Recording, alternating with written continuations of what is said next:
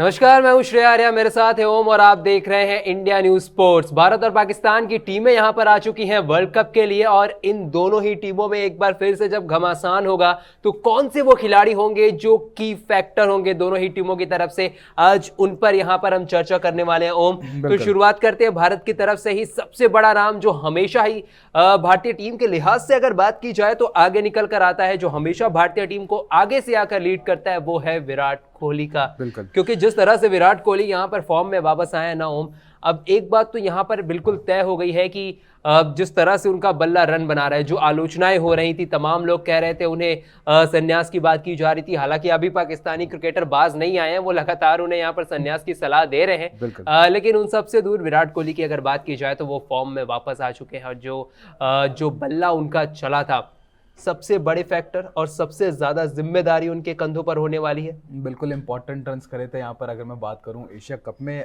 विराट कोहली ने एकमात्र, मैं कहूँगा one of the positives of Asia cup, बिल्कुल विराट कोहली। क्योंकि जिस पोजीशन पे वो रन्स करने आते हैं और जिस पोजीशन पे उन्होंने डोमिनेट करा है वो बहुत इंपॉर्टेंट है, और वहाँ पे उनका बल्ला चलना टीम के लिए और खुद के लिए बहुत इंपॉर्टेंट हो गया था। और through out the Asia cup जो लास्ट इनिंग जो उनकी थी सेंचुरी वाली, वो एक पॉजिटिव इनिंग्स थी। हम स्कोर की बात नहीं कर रहे, स्ट्राइक रेट के हिसाब से भी अगर देखें, खेलने का भी इंटेंट था, और जो आखिरी 50 जिन्होंने किया वो पूरा डोमिनेटिंग विराट कोहली था। कि अब जब वो 30+ बॉल्स खेल लेता है, 25 बॉल्स खेल लेता है, कि जो वो डोमिनेट करता है विराट कोहली, वो विराट कोहली हमें देखने को मिला जब उसने आखिरी 50 किया। हाँ, क्योंकि मुझे चहल का स्टेटमेंट याद है एशिया कप शुरू होने से पहले उन्होंने कहा था कि जब विराट कोहली 15 से 20 बॉल T20 फॉर्मेट में खेल लेते हैं तो कोई भी गेंदबाज उन्हें गलत जगह पर गेंद नहीं करना चाहेगा। तो खैर, ये चहल ने तो उस वक्त दिया था जब विराट कोहली थोड़ा सा फॉर्म से बाहर चल रहे थे, उनके बल्लेबाजी पर संशय चल रहा था। लेकिन विराट कोहली ने ये बात प्रूव करके दिखाई कि अब जब वो एक बार फिर से सेट हो जा रहे हैं तो उनके बल्ले से बड़े रन निकल रहे हैं। बिल्कुल। अब देखिए ना, उनके पास हर एक गेंद के लिए कम से कम 2 शॉट्स हमेशा रहते हैं। बिल्कुल। अब चाहे वो स्पिनर हो, चाहे वो फास्ट बॉलर हो, और ये बात हम शुरुआत से उनके करियर से कहते हुए आ रहे हैं। बिल्कुल बिल्कुल। इसके पास फील्ड को खेलते हैं। अगर आप स्ट्रेट ड्राइव वाली गेंद देंगे तो उसको स्ट्रेट भी मार सकता है, फिर उसी कोई फ्लिक भी कर सकते हैं। तो उनके पास ये कैपेबिलिटी है कि वो एक गेंद के खिलाफ कैसे 2 शॉट्स बना सकते हैं। बिल्कुल। सिंगल्स, जो ये इनकी पुरानी आदत थी कि अपनी इनिंग्स को बिल्ड करना, आप चौके छक्कों से नहीं, सिंगल ज्यादा से ज्यादा निकालना, वो बहुत अच्छा हमने देखा। सिंगल्स को डबल्स में कन्वर्ट किया था। इस अगर मैं बात करूं आखिरी मैच अफगानिस्तान के अगेंस्ट जो मैच था, उसके अंदर सिंगल्स को डबल्स पे कन्वर्ट करा। साथ में जो दूसरे एंड पे पार्टनर होता है उस पर प्रेशर डालते हैं कि नहीं, आप इक्के से नहीं दुक्के से काम चलाइए। और जो फिर यहाँ पे बॉलर्स हैं, जो यहाँ पे फील्डर्स होते हैं, उनके भी हाथ पैर फूलने लग जाते हैं कि यार अब ये खिलाड़ी चौके छक्के नहीं मार रहा है, लेकिन ये भगा भगा के सिंगल्स ले रहा है। तो वो बहुत इंपॉर्टेंट हो जाता है विराट कोहली के लिए, और यही एक तरीका रहा है उनके थ्रू आउट, जो उनका 10-11 साल का जो करियर रहा है अब तक। तो थ्रू आउट जो उन्होंने डोमिनेट करा है पूरा डेकेड को, तो ये एक रीजन है कि उन्होंने क्यों डोमिनेट करा है। बिल्कुल, क्यों डोमिनेट किया है। ना सिर्फ यहाँ पर जब पहले कप्तान हुआ करते थे तब भी इसी तरह से आगे से आकर लीड किया करते थे। और अगली खिलाड़ी की अगर यहाँ पर थोड़ी सी चर्चा करें हम, जो इस समय मौजूदा कप्तान है भारतीय टीम के, लंबे वक्त से हम कह रहे हैं कि उनके बल्ले से इंटेंट है, वो इंटेंट है, लेकिन बड़ी पारियां नहीं निकल कर आ रही। एशिया कप में वो बड़ी पारियां भी दिखी। रोहित शर्मा की अगर बात की जाए यहाँ पर, तो कहीं ना कहीं शुरुआत की जिम्मेदारी, क्योंकि केएल राहुल अभी भी आपके साथ फॉर्म में नहीं है। रोहित शर्मा काफी ज्यादा पसंद आ रहा है। अगर मैं बात करूं तो भले ये अब बड़े स्कोर्स के लिए नहीं जा रहा, लेकिन पावर प्ले में ये रन्स खींच रहा है बहुत ज्यादा। तो ये मुझे रोहित शर्मा ज्यादा पसंद आ रहा है एज कम्पेयर टू एक वो रोहित शर्मा जो थोड़ा 10 ओवर रुकेगा और यहाँ पर फिर जाके बड़े स्कोर्स करेगा। हाँ, बड़े स्कोर्स की दरकार है अब, लेकिन फिर भी जो अभी भी कर रहे हैं, जो मेंटालिटी है यहाँ पे रोहित शर्मा की, कि जो मेरे पास टॉप 6 बल्लेबाज हो गए ना, सभी का स्ट्राइक रेट 150 से ऊपर होगा। तो ये बहुत अच्छा लग रहा है कि हम 6 ओवर में 60 या 65 रन बनाएंगे, और चाहे हमारे 2 विकेट गिर जाए, लेकिन हमारे 6 ओवर में हमें 60 लगाने, ताकि जो मिडिल ऑर्डर है, जो हमारे पास 7 से या 14 या 15 ओवर का जो समय रहेगा, वहां पर ज्यादा प्रेशर ना हो, और अगर 1 ओवर में कोई 1 शॉट आ भी जाता तो वो बहुत हो। तो ये मेंटालिटी यहाँ पे रोहित शर्मा की बहुत ज्यादा इंप्रेसिव है। तो लगता है कि जैसे कि एशिया कप में इनका बल्ला चला, और भले ही बड़े टोटल यहाँ पे खड़े करने में इतना कुछ खास कंट्रीब्यूशन नहीं रहा, लेकिन इंपॉर्टेंट इनिंग्स हमेशा हर बार खेलते हैं। बिल्कुल, यहाँ पर इंपॉर्टेंट इनिंग्स खेली, और इंपॉर्टेंट जो वक्त था उसमें, क्योंकि श्रीलंका वाले मैच की अगर बात कर ले रोहित शर्मा की इनिंग की, वहां पर इतनी आसान थी नहीं बल्लेबाजी, बिल्कुल, लेकिन पिच थी। बिल्कुल, लेकिन वहां पर खेल के दिखाया उन्होंने रोहित शर्मा ने। और साथ ही साथ जो बात आपने कही कि रोहित शर्मा की वो जो पहले 6 ओवर में 60 या 65 रन बनाने वाली, कहीं ना कहीं वो पूरी टीम का भी इंटेंट चेंज हुआ है। पहले आप देखते थे कि यहाँ पर स्लो स्पीड होती थी भारतीय बल्लेबाजी की, विकेट अगर खो देते थे तो वो ज़्यादा प्रेशर भी आ जाता था, लेकिन अब रनों पर और खासकर अच्छी स्ट्राइक रेट से रन बनाने पर यहाँ पर भारतीय टीम ज़्यादा तवज्जो दे रही है, यहाँ पर ज़्यादा ध्यान दे रही है। अब देखना यही होगा कि उनके बाद, क्योंकि टॉप ऑर्डर की यहाँ पर बात हो चुकी है और थोड़ा सा अगर मिडिल ऑर्डर में बात की जाए तो सूर्य कुमार यादव है भारतीय टीम की तरफ से, क्योंकि अगर भारतीय टीम में जो कहते हैं ना कि रीढ़ की हड्डी इस वक्त है सूर्य कुमार यादव, ये अब हमने पहले भी चर्चा की थी क्योंकि पंत का फॉर्म अच्छा नहीं है। बिल्कुल, एशिया कप में कौन ट्रम्प कार्ड हो सकते हैं उसी की अब मैं बात करूं, उस टाइम पे भी हमने इस खिलाड़ी का नाम लिया था, सूर्य कुमार यादव। इनसे एक्सपेक्टेशंस बहुत हैं, अगर मैं बात करूं पिछले साल भी थी, एशिया कप में भी थी, लेकिन जो एक्सपेक्टेशंस थे उस हिसाब से इन्होंने खेल नहीं दिखाया, बड़े टोटल्स में कन्वर्ट नहीं कर पाया। अगर मैं इनकी कोई हांगकांग वाली इनिंग्स हटा दूं तो ऐसा कुछ इम्प्रेसिव इन्होंने ऐसा कुछ करा नहीं था थ्रू आउट एशिया कप। लेकिन जो इस खिलाड़ी का कैलिबर है, जो इस खिलाड़ी की एक्सपीरियंस अपने साथ लेकर आते हैं, कैलिबर है, और जो जितने वर्सटाइल ये खिलाड़ी हैं, ये किसी भी, इन्होंने एक प्रेस कॉन्फ्रेंस में कहा भी था कि I am ready to bat at any number, I am flexible to bat at any number, चाहे वो ओपनिंग हो, चाहे वो मिडिल ऑर्डर हो, चाहे वो लोअर डाउन द ऑर्डर हो। तो हम सबको पता है कि कितने बड़े खिलाड़ी, इनको आप ज्यादा से ज्यादा गेंद देंगे उतने बड़ा आपको टोटल लगा सकते हैं बोर्ड पे। अब तो उस लिहाज से सूर्य कुमार यादव एक और ऐसा नाम जिसको हम लगता है कि शायद ट्रम्प कार्ड साबित हो सकता है। हाँ बिल्कुल, ट्रम्प कार्ड यहाँ पर साबित हो सकते हैं सूर्य कुमार यादव। लेकिन एक खिलाड़ी यहाँ पर ओम जो वापसी कर रहा है भारतीय टीम के खेमे में, जसप्रीत बुमराह। एशिया कप में बहुत मिस किया, गेंदबाजी में बहुत सारी कमियां यहाँ देखने को मिली।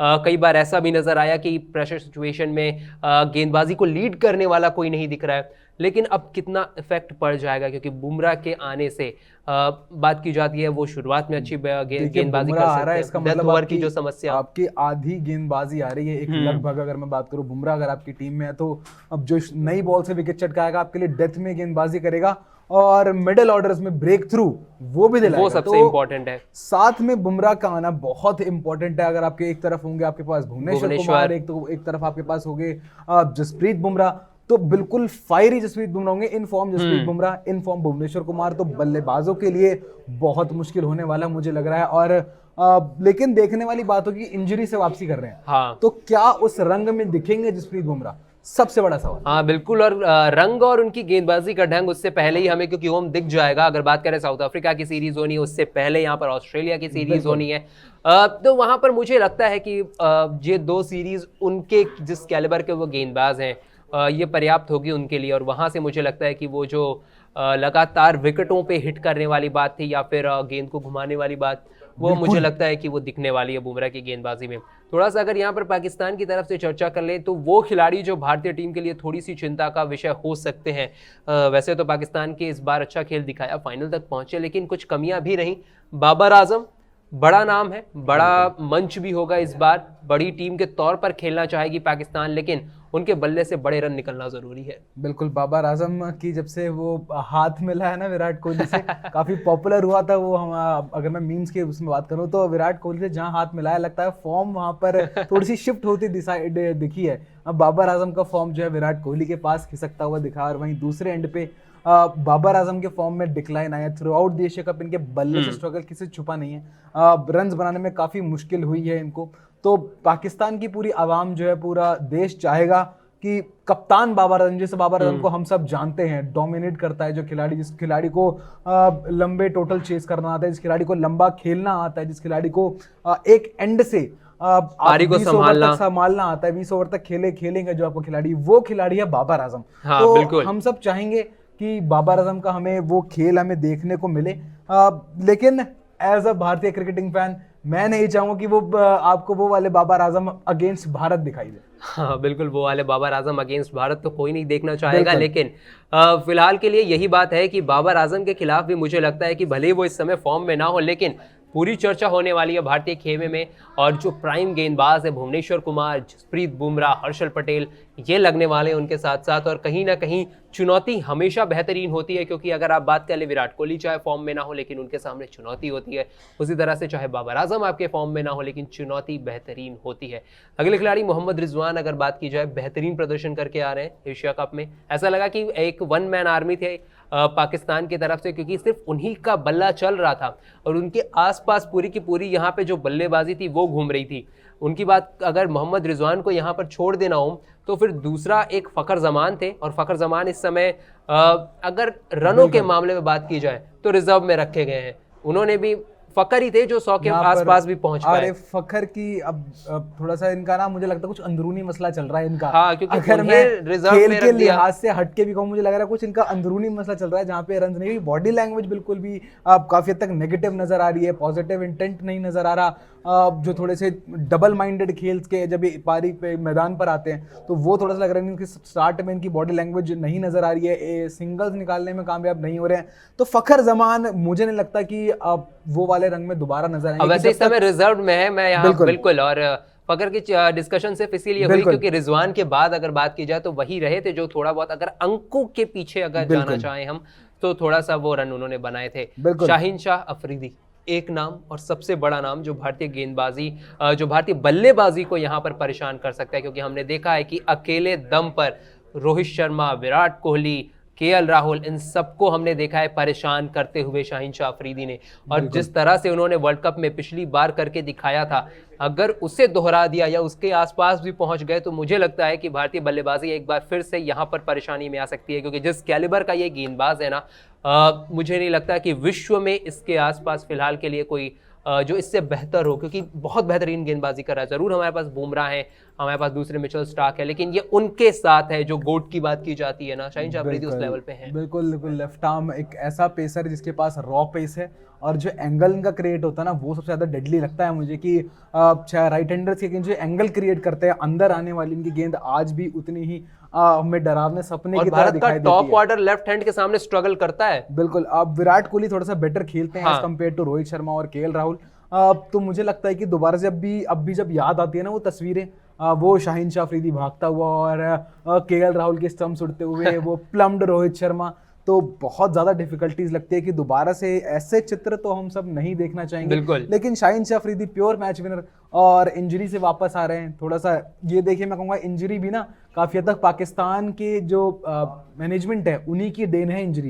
इतना उनके ऊपर वर्कलोड डाल चुके थे, हर फॉर्मेट खिला रहे थे, हर टीम के साथ टूर करवा रहे थे, रेस्ट उनको मिल नहीं रहा था। अब अगर आप अपनी कंट्री को रिप्रेजेंट कर रहे हैं, अगर आपसे कोई पूछा जाए कि क्या आप अपने देश के लिए एक और टूर करेंगे, तो आपका जवाब नहीं होगा। तो उनको खुद को रेस्ट देना चाहिए था ताकि शाहीन शाह अफरीदी आने वाले बड़े टूर्नामेंट्स के लिए फिट रहें। एक आखिरी नाम शान मसूद। हाँ बिल्कुल, शान मसूद। और देखना यही होगा कि शान मसूद की परफॉर्मेंस किस तरह से आती है, क्योंकि सब एक्सपेक्ट कर रहे थे कि शान मसूद का नाम होगा वर्ल्ड कप की स्क्वाड में, क्योंकि पीएसएल में अच्छे रन कर आए, 400 के आसपास रन करके आए, 138 की स्ट्राइक रेट से, और जितना कमजोर पाकिस्तान का मिडिल ऑर्डर है उस लिहाज से शान मसूद का आना एक बहुत बड़ा प्लस पॉइंट। हाँ बिल्कुल, अब देखना यही होगा कि किस तरह से जब दोनों टीमें एक दूसरे के आमने सामने होंगी तो क्या कुछ नतीजे निकल कर आते हैं, कौन से ट्रम्प कार्ड यहाँ पर चलते हैं और कौन से ट्रम्प कार्ड यहाँ पर फ्लॉप होते हैं। फिलहाल के लिए इस वीडियो में इतना ही। अगर आपको ये वीडियो पसंद आई तो इसे लाइक करें, हमारे चैनल पर नए थे तो इसे सब्सक्राइब करें और कमेंट सेक्शन में अपना फीडबैक